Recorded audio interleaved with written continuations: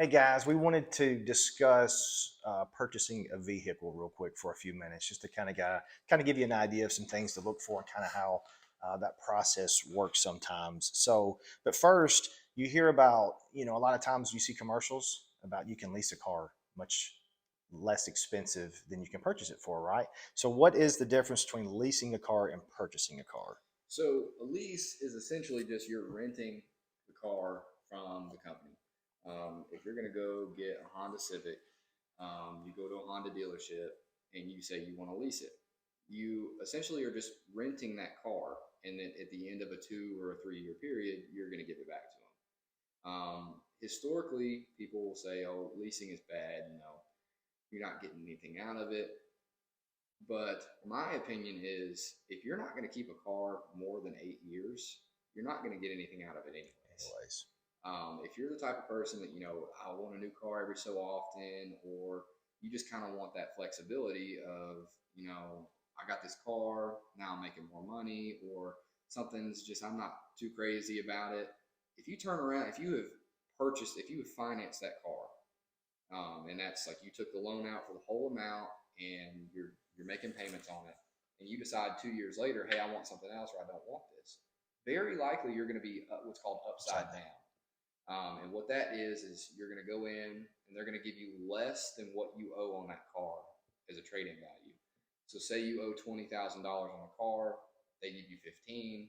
That additional $5,000 is going to be applied to whatever else you buy. So you're still paying. right, Whereas a lease, at the end of 2 years, hey, I don't want this anymore. You give it back to them. you're out even. That's it. Right. You don't get anything. But if you don't keep that car more than 8 years, which is typically when you start to see an actual equity return, you're still not getting Right. anything. Because the deal is that they always say once you drive it off the lot that it Big time. depreciates immediately. Yeah. So it takes a long time to Absolutely. where you get on the other side of that unless you get your I guess your payment way up, right? Like if Yeah. you make it, typically car loans now for new cars are probably in the 60-month, 5 year Yeah. range. A lot of 72 months and a lot of Yeah. 6 year Yeah, they right really now. draw out. So I know if you did like 48 and you made your payment like really high, you could get ahead of it a little quicker that Yeah. way. But typically, Mhm. yeah, like you said, 7, 8 years. It'll take at least that long. I Yeah. mean, then you start looking at, most cars after 7 or 8 years are way out of warranty. Hmm. And so you're looking at higher service repair costs, depending on the type of vehicle you get. Some cars will go 300,000 miles and all you have to do is change the oil. But just from a general perspective, if you're not going to keep a car longer than 8 years, it you're not gaining or losing anything with a lease versus a purchase. Now, with a lease, a lot of people don't know this. Your lease payments, you agree to a final cost. That they call it an adjusted capital cost. So, say you lease a car, the car is $25,000, and you start making payments, and your adjusted cost is 25,000. Your lease payments are going to reduce that cost. It is paying off the principal of that car essentially interest free. There will be a small lease fee um, it's usually like $15, and it's not anything crazy. And so it's essentially paying the principal down interest free. So then at the end of your lease, if you decide, hey, I really love this car, you can buy it out for whatever you still owe on it. So if you've paid off $10,000 over 2 years in payments, you can buy it for Hmm. 15, and that may be significantly less than what the car is worth at that date, Right. depending on what you get. So Interesting. then you turn around and have instant equity in it.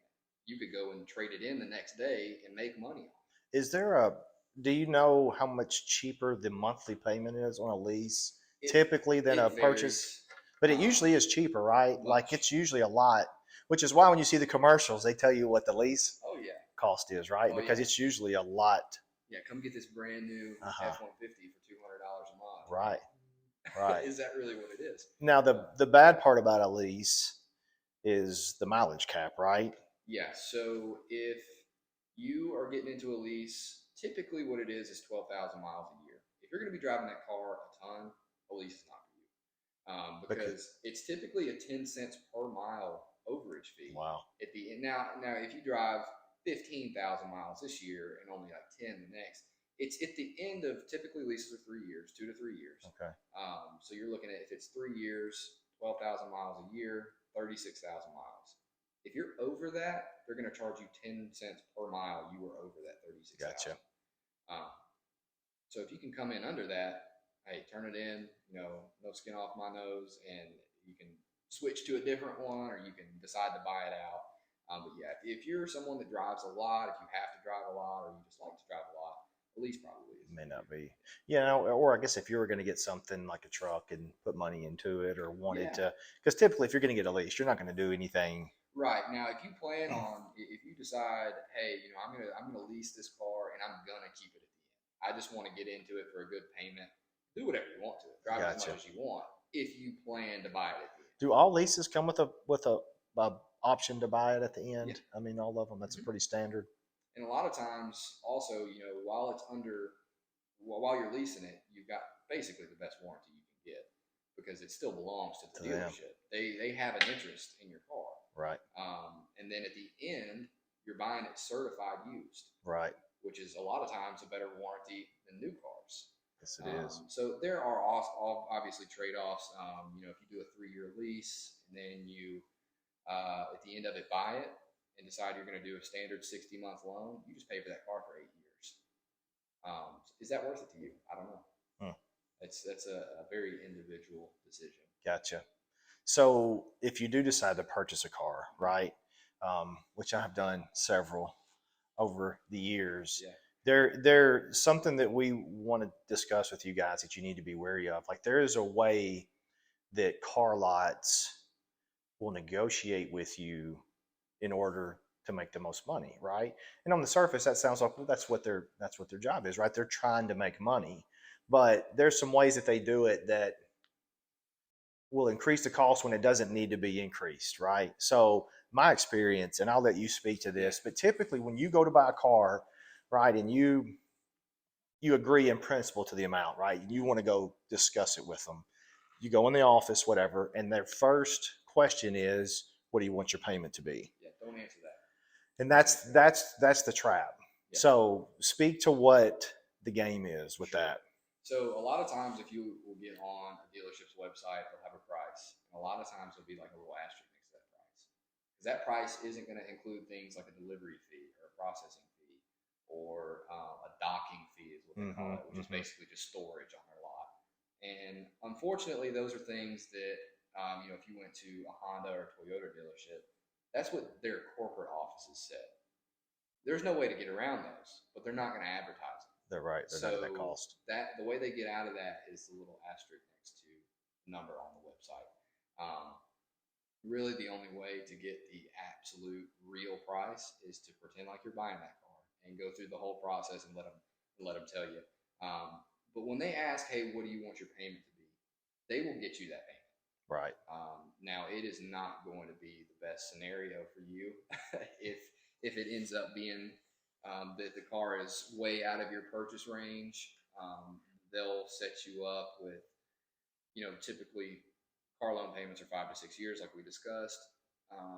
They could say, "Oh yeah, we'll get you $300 a month," but it's like a 10-year loan at like 12% interest. Right. It's $300, which is a bad deal. Right. It's Yeah. $300 a month, but you're paying for it for an enormous amount longer time. So they've jacked the interest rate up. They've pushed the term out. Absolutely. So they're making more money. Yep. Gotcha.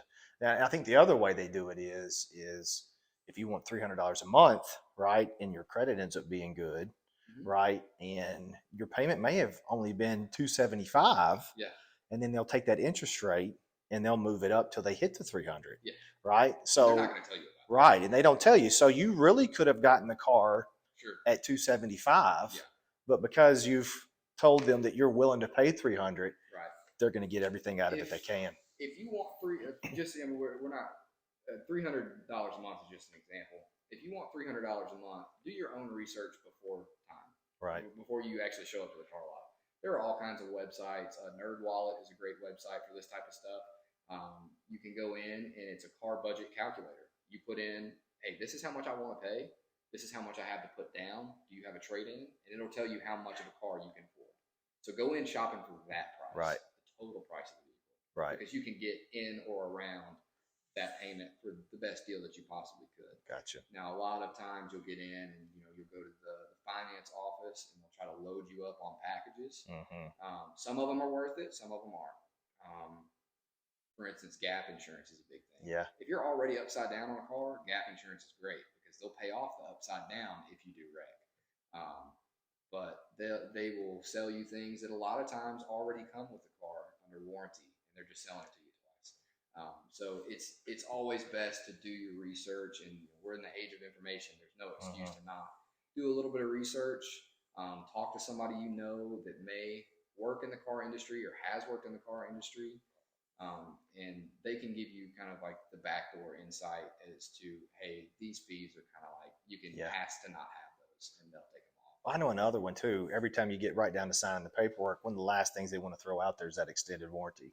Yeah. Right. And, not that I've never done it. Right. Oh, sure. Right.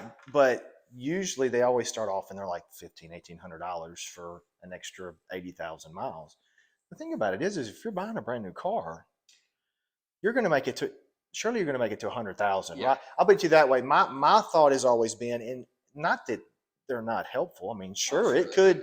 Yeah. I mean, you could break down at 80,000, lose an engine, and you've done well. Yeah. But playing the odds, right? You're not going to need that extended warranty. And chances a lot are. of times, the fine print will explain that those extended warranties don't cover what they say they do. Anyways, they can weasel their way out of paying for things all the time. Yeah. They do. I mean, they're in the business of making money, and so if they can get out of paying for something, just know that they will. Well, and the one they turn to is the computer. If this computer goes out on this car, that's $2,500. You know what I mean? Like they just, the spiel. Like after a while, you get used to it. Oh, sure. Me personally, I've never needed. I always think to myself, let's see if I can make it to 120,000. Yeah. Cars today are built to go hundreds of thousands of miles. So to me, your chances of not buying the $1,800 worth of extra warranty is you save a little bit of money. Yeah.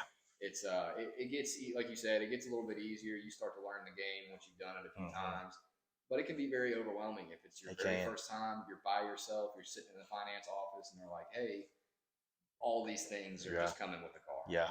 And you're like, "I don't know if I want those." Do your research beforehand so that you know which of those you do want and which one you don't. Yeah. You typically, my answer is when I walk in there and they're like, what do you want your payment to be?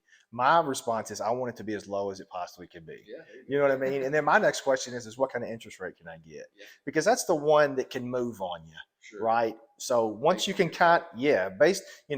you kind of have to know what your credit is, right? Because their first thing's gonna be what depends on what your credit is, But if you have a pretty good idea, if you say, hey, it's around 700 or whatever it is, they should be able to tell you within 1% or 2% what it should be. They can get you a ballpark. Yeah, they can get you really close because to me, that's the unknown is the interest rate until the end. A lot of these certified dealerships will offer, special interest financing. If you meet a certain credit range, if you go to a Toyota dealership and you have over a certain credit score, even if it's just exactly that, they'll give you like the best rate that you can get if you finance through them. And so there's all kind of stuff like that. The buy here, pay here lots are okay if you are just financing a little bit. Yeah. I typically don't recommend going out and just completely financing a car through buy here, pay here, because a lot of times the interest rates are astronomical. Yeah. Yeah, good stuff. So hopefully that'll help you guys a little bit if you're looking to purchase a car. If you have any questions, on the same page that you found this video, there's an inquiry spot. You can fill that out, send it in. We'd be happy to sit down with you, have a phone conversation, help you guys in any way that you need it when it comes to buying a car. Because, like he said, it can be confusing and they can rip you off. Oh, yeah. Bottom line, they're good at the game. So, anyways, hopefully this helps. Thank you. Thank you.